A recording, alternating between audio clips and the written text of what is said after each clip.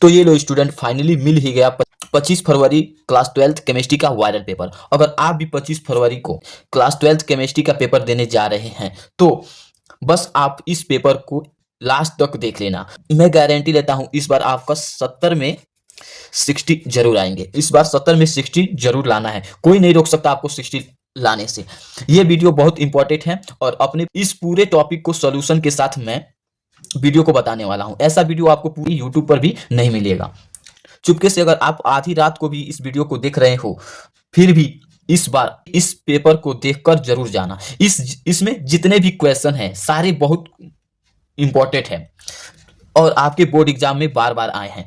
तो चलिए वीडियो को स्टार्ट करते हैं। वीडियो अच्छा लगा तो लाइक कमेंट सब्सक्राइब करें। तो चलिए वीडियो को स्टार्ट करते हैं। सबसे पहले देखिए आपको मोल अंश क्या है। मोल अंश क्या होता है इसके बारे में आप लोगों को देखना है। इस मोल अंश क्या होता है ये तो हमारे लिए 100% 26 में इंपॉर्टेंट है। ये जो मोल अंश है ये मोस्ट इंपॉर्टेंट है क्योंकि इसको बार बार रिपीट किया गया है। देखिए इसके बारे में, इसको आंसर के साथ हम लोग देखेंगे, इसका सॉल्यूशन को देखेंगे।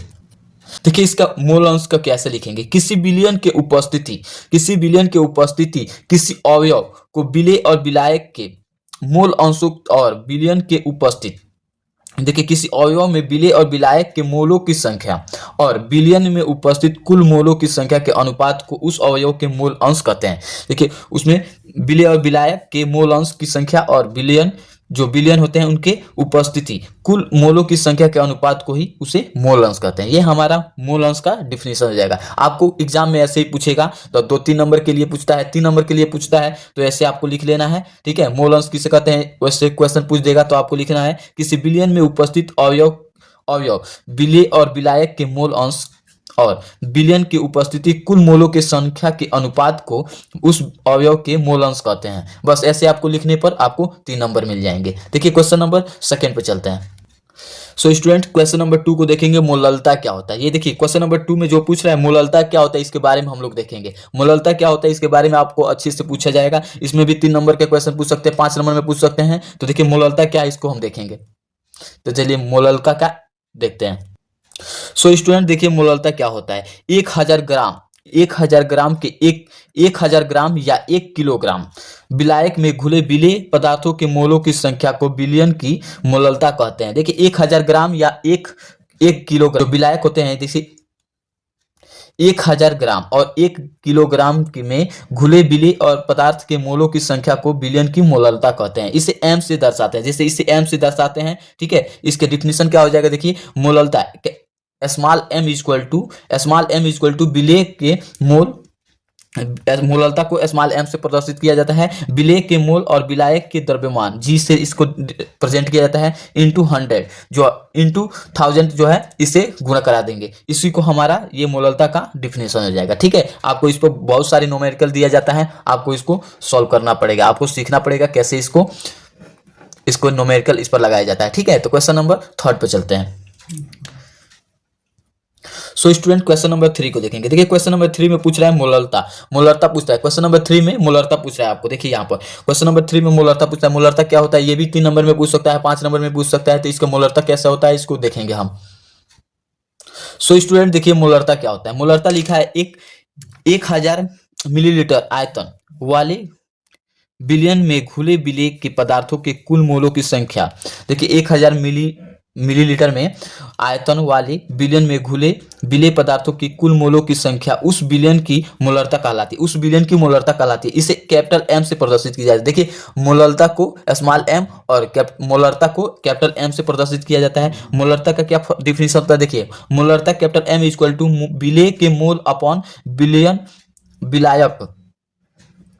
विलेय के मोल अपॉन विलयन के आयतन ml में इंटू 1000 हो जाएंगे। ये हमारा डिफिनेशन हो जाएगा। देख सकते हैं मोलरता का। आपको ऐसे ही क्वेश्चन पूछ सकता है मोल अंश क्या होते हैं, मोलरता क्या होता है, ऐसे क्वेश्चन पूछेंगे जिसमें 3 नंबर के 5 नंबर में पूछ सकते हैं। तो आपको ऐसे ही आपको नोट कर देना है। जैसे कि मोलरता मान लीजिए पूछ लिया तो आपको ऐसे ही यहाँ से यहाँ तक नोट कर देंगे। तो आपको ऐसे ही आपको 3 नंबर 5 नंबर जो भी उसका होगा वो आपको मिल जाएंगे। ठीक है, तो देखिए आपको मोलरता एक बार और दिखा दे रहे हैं। 1000 मिलीलीटर आयतन वाले विलयन में घुले विलेय पदार्थों पदार्थों की कुल मोलों की संख्या उस विलयन की मोलरता कहलाती है। इसे कैपिटल एम से प्रदर्शित किया जाता है, ठीक है, कैपिटल एम से प्रदर्शित किया जाता है, कैपिटल एम से, ठीक है। मोलरता कैपिटल एम इक्वल टू विलेय का मोल अपॉन बिलियन का आयतन ml इंटू 1000। ये हमारा डिफिनेशन हो जाएगा, ठीक है। देखिए क्वेश्चन नंबर 4 पर चलते हैं। सो स्टूडेंट देखिए क्वेश्चन नंबर 4 में पूछ रहा है अवाष्पशील विलेय तथा वाष्पशील विलायक से बने विलयन के लिए राउल्ट के नियम की व्याख्या कीजिए। इस नियम के गणितीय व्यंजक ज्ञात कीजिए। इस नियम से गणितज्ञ व्यंजक को ज्ञात करना होगा। तो चलिए इस क्वेश्चन को देखते हैं, इसका आंसर कैसे लिखा जाएगा इसको देखते हैं। सो स्टूडेंट देखिए राउल्ट के वाष्पशील, उसका क्वेश्चन क्या होगा, राउल्ट के वाष्पशील विलेय पदार्थों के वाष्पशील विलायकों में घोलकर तनु विलयनों के वाष्प दाब से संबंधित अनेक प्रयोगों के आधार पर एक नियम का प्रतिपादन किया जिससे राउल्ट के नियम कहते हैं, ठीक है। उसे प्रतिपादन किया जिससे राउल्ट का नियम कहते हैं, ठीक है। इस नियम के अनुसार वाष्प दाब में अपेक्षिक अवनमन विलयन के उपस्थिति विलेय पदार्थ के अणुओं मोलों की संख्या तथा विलयन में उपस्थित संपूर्ण अणु मोलों की संख्या के अनुपात अर्थात विलेय में मोल अंश के बराबर होता है, ठीक है। जिसमें इसमें विलेय के मोल अंश के बराबर होता है, ठीक है। तो ऐसे आपको लिखना होगा।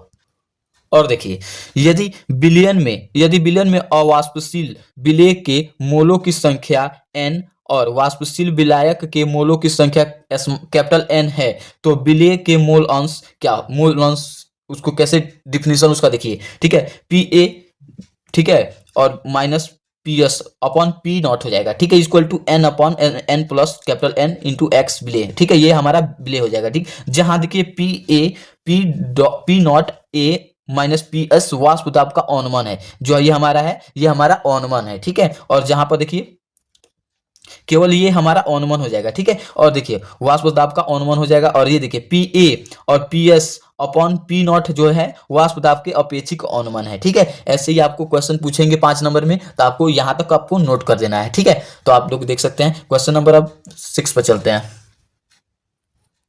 जैसे कि आपको मोल प्रभाज क्या होता है इसके बारे में बताया गया। मोल अंश क्या होता है या मोल प्रभाज क्या होता है, दोनों सेम ही होता है। देखिए यहाँ पर क्वेश्चन नंबर नेक्स्ट परासरण और विसरण में उदाहरण सहित को अंतर समझाना है, ठीक है। जैसे कि परासरण और विसरण में उदाहरण सहित आपको अंतर समझाना होगा, ठीक है। तो चलिए इसको देखते हैं, इसका आंसर कैसे लिखेंगे, तो चलिए इसको देखते हैं।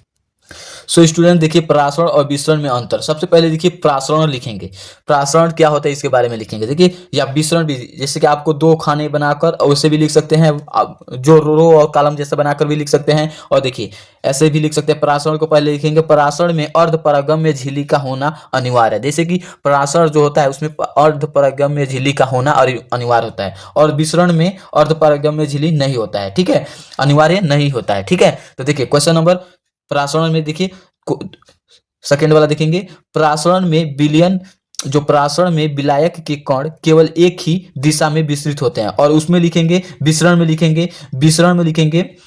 में विलयन तथा विलायक दोनों के कण विपरीत दिशाओं में विस्तृत होते हैं। जैसे कि उसमें जो विलेय तथा विलायक दोनों के कण विस्तृत और विपरीत दिशाओं में विस्तृत होते हैं, ठीक है। क्वेश्चन नंबर देखिए 3 को देखेंगे, परासरण में विलायक के कण कम सांद्र वाले विलयन से अधिक सांद्र वाले विलयन की ओर जाते हैं। जिसमें इसमें परासरण के विलायक के कण सांद्र वाले विलयन से अधिक सांद्र वाले विलयन के तरफ विलयन की ओर जाते हैं, ठीक है। इसमें जो कम सांद्र वाले हैं वो अधिक सांद्र वाले विलयन की ओर जाते हैं, ठीक है, और उसमें नहीं जाते हैं, ठीक है। देखिए चौथा है, चौथा दिया है, यदि द्रव अवस्था में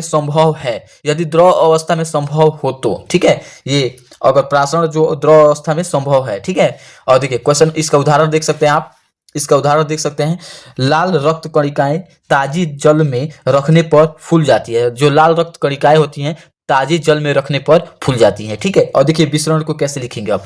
विसरण में पहला देखिए, विसरण के लिए अर्धपरागम्य झिल्ली का होना अनिवार्य नहीं होता है, ठीक है। जैसे कि हमने बताया है विसरण में अर्धपरागम्य झिल्ली का होना अनिवार्य नहीं होता है, ठीक है। क्वेश्चन नंबर 2 को देखेंगे, देखिए इसमें दूसरा दिया है, विसरण में विलेय तथा विलायक दोनों कण विपरीत दिशाओं में विस्तृत होते हैं। इसमें दोनों कण जो विलेय और विलायक दोनों कण होते हैं वो विपरीत विपरीत विपरीत दिशाओं में विस्तृत होते हैं। ठीक है, देखिए तीसरा, देखिए क्या बोल रहा है, तीसरा क्या बोल रहा है, विसरण में विलेय के कण अधिक सांद्र वाले विलयन से कम सांद्र वाले विलयन की ओर जाते हैं। जैसे इसमें विसरण में विलेय के कण अधिक सांद्र वाले विलयन से कम सांद्र वाले विलयन की ओर जाते हैं। और देखिए यह ठोस, द्रव और गैस अवस्था में संभव है। इसमें ठोस, द्रव और गैस में संभव है, और इसमें क्या था, यह द्रव में, केवल ये द्रव में संभव था। ये प्रासरण जो है हमारा ये द्रव में संभव था। ठीक है, और यहाँ पर देखिए हमारा ये पूछ रहा है, ये कह रहा है ठोस, द्रव और गैस तीनों अवस्था में संभव होता है। ठीक है, ये हमारा विसरण और जैसे कि उदाहरण विसरण का एग्जांपल देखिए, KMnO4 को जल के साथ मिलाने पर समांगी मिश्रण बनाने तक KMnO4 जल के विस्तृत होता रहता है। ठीक है, जो हमारा KMnO4 मिलाने पर समांगी मिश्रण बनाने तक KMnO4 विस्तृत होता रहता है। ठीक है, देखिए ये हमारा एग्जांपल था। क्वेश्चन नंबर नेक्स्ट पे चलते हैं। क्वेश्चन नंबर देखिए हमारा, क्वेश्चन नंबर, परासरण दाब को परिभाषित कीजिए। आप कैसे प्रदर्शित करेंगे कि परासरण दाब का अनुसंख्य गुणधर्म है। जैसे कि परासरण दाब क्या है, इसका एग्जांपल आपको परिभाषा देना है, और कैसे प्रदर्शित करेंगे कि परासरण दाब अनुसंख्य जैसे कि कैसे आपको करना होगा, अनुसंख्य गुणधर्म होगा। ठीक है, तो चलिए इसका आंसर देखते हैं, कैसे इसको लिखेंगे हम लोग, कैसे इसको लिखेंगे और कैसे इसका परिभाषा देंगे, इसको हम लोग लिखेंगे। अगर चलिए देखते हैं। इससे पहले वीडियो अच्छा लगा तो लाइक कमेंट जरूर सब्सक्राइब कीजिएगा। तो चलिए वीडियो को, इसका आंसर देखते हैं। तो स्टूडेंट्स देखिए हमको लिखना है कैसे, परासरण दाब आपको हेडिंग डालना है और लिखना है, किसी विलयन तथा विलायक को अर्धपारगम्य झिल्ली द्वारा पृथक करके उसे परासरण को रोकने के लिए विलयन पर कम से कम जितना बाह्य लगाना पड़ता है, जैसे कम से कम जितना दाब लगाना पड़ता है उसे विलयन का परासरण दाब कहते हैं। देखिए कम से कम उस पर बल लगाना पड़ता हो उसे विलयन का परासरण दाब कहते हैं। परासरण दाब का अनुसंख्य गुणधर्म विलयन के लिए 1/2 समीकरण पाई भी इक्वल टू NST, ये हमारा जो क्या बोलते हैं इसका डिफिनीशन है। ठीक है, जहां n इक्वल टू विलयन में विलेय के मोलों की संख्या है, और पाई इक्वल टू N/V/ST, ये हमारा हो जाएगा। जहां S इक्वल टू, जहां हमारा देखिए, जहां हमारा S इक्वल टू गैसीय नियतांक है, और T हमारा टेम्परेचर हो जाएगा, और V हमारा विलयन का आयतन हो जाएगा। ठीक है, ये हमारा डिफिनीशन हो जाएगा। ठीक है, और देख सकते हैं, और यहाँ पर हमारा जो उसके क्या n इक्वल टू क्या, जैसे विलयन में विलेय के मोलों की संख्या को n कहते हैं, और S इक्वल टू गैसीय नियतांक होता है, और T टेम्परेचर होता है, और V हमारा होगा विलयन का आयतन हो जाएगा। ठीक है, तो ऐसे हम अपना परासरण दाब का परिभाषा और उसके अनुसंख्य गुणधर्म को लिख सकते हैं। ठीक है, तो देखिए क्वेश्चन नंबर नेक्स्ट पे चलते हैं। ये हमारा क्वेश्चन मोस्ट इंपॉर्टेंट है। इस क्वेश्चन को आप लोग जरूर पढ़कर ही जाना। इस क्वेश्चन को अगर नहीं पढ़े तो आप फिजिक्स में कुछ भी नहीं पढ़े। ठीक है, तो चलिए इस क्वेश्चन को हम सबसे पहले देखेंगे। तो सो स्टूडेंट देखिए, निर्णय समीकरण ये हमारा मोस्ट इंपॉर्टेंट है। ये 2026 के लिए आप लोग को तैयार कर ही लेना है। ठीक है, तो देखिए निर्णय समीकरण की व्याख्या कीजिए। इसमें निर्णय समीकरण जो है उसकी व्याख्या आपको करना है। इसमें जो निर्णय समीकरण है उसको आपको व्याख्या करना है। ठीक है, तो इसको आपको ऐसे व्याख्या करना है जैसे कि आपको आसानी से याद भी हो जाए। ठीक है, तो चलिए देखिए इसको निर्णय समीकरण को लिखते हैं, कैसे लिखा जाएगा देखते हैं। निर्णय समीकरण को सबसे पहले आपको यहाँ पर उत्तर लिखकर लिखना, किसी विलायक में कोई अवाष्पशील विद्युत अन अपघट्य मिलाने पर उसे कथनांक में जो वृद्धि होती है उसे कथनांक में उन्नयन कहते हैं। ठीक है, उस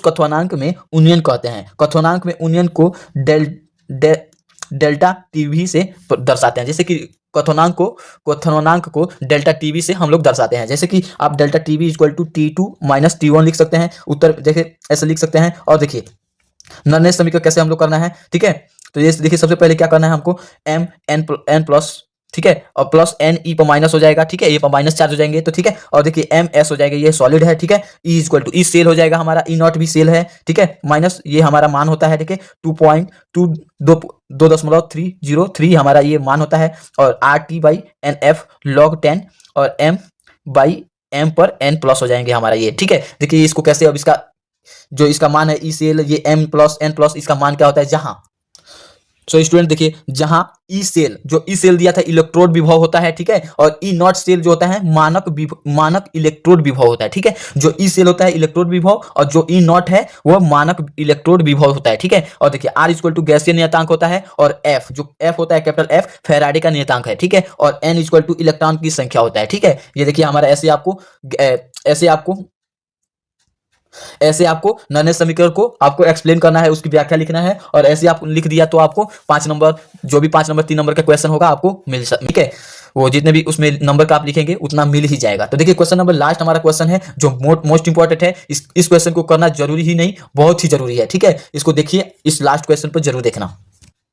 सो स्टूडेंट्स ये हमारा लास्ट क्वेश्चन है, क्वेश्चन नंबर 10 को देखेंगे। सेल के विशिष्ट प्रतिरोध और चालकत्व का परिभाषा लिखिए। इसमें सेल के विशिष्ट प्रतिरोध और चालकत्व का परिभाषा को आपको लिखना होगा। तो चलिए देखिए इसको कैसे लिखेंगे, इसको देखेंगे हम लोग, चलिए देखते हैं। तो देखिए सबसे पहले हम लोग लिखेंगे विशिष्ट प्रतिरोध और प्रतिरोधकता, ये हमारा हेडिंग डाल देंगे और लिखेंगे जब किसी विद्युत अपघट्य में जल विलयन में विद्युत धारा प्रवाहित की जाती है, जैसे किसी विद्युत अपघट्य में जल विलयन के विद्युत धारा प्रवाहित की जाती है, तब उस प्रवाह में जो प्रतिरोध उत्पन्न होता है वह दो इलेक्ट्रोडों के मध्य उपस्थित विद्युत अपघट्य के कालम की लंबाई L से अनुक्रमानुपाती तथा उसके अनुप्रस्थ प्रतिच्छेद के क्षेत्रफल ए के व्युत्क्रमानुपाती होता है, ठीक है। जैसे लिख सकते हैं R प्रोपोर्शनल L लिख सकते हैं तथा R प्रोपोर्शनल 1/A लिख सकते हैं, ठीक है। और देखिए यहाँ पर लिख सकते हैं R इक्वल टू L/A हो जाएगा, ठीक है। जहां पर R इक्वल टू L/A भी लिख सकते हैं या R equal to row L/A भी लिख सकते हैं। और जहां आप लोग देख सकते हैं यहाँ पर rho equal to R dot A/L भी लिख सकते हैं। ये हमारा डिफिनीशन हो जाएगा, ठीक है। आप इसको देख लीजिएगा, ये हमारा डिफिनीशन हो जाएगा। अब देखिए जहां में क्या लिखना है, देखिए जहां रो एक समानुपाती नियतांक है, जहां रो जो होता है वो समानुपातिक नियतांक है, जो रो है ये हमारा समानुपातिक नियतांक है, जिसे चालक के विशिष्ट प्रतिरोध और प्रतिरोधकता कहते हैं, ठीक है। अब देखिए क्या लिखना है, चालकत्व किसे कहते हैं, इसको देखेंगे। प्रतिरोध के व्युत्क्रम को चालकत्व कहते हैं, जैसे प्रतिरोध के व्युत्क्रम को चालकत्व कहते हैं। इसे C से प्रदर्शित किया जाता है, जो प्रतिरोध के व्युत्क्रम को ही चालकत्व कहते हैं, और इसे C से प्रदर्शित किया जाता है। विद्युत अपघट्य के विलयनों को चालकत्व उनके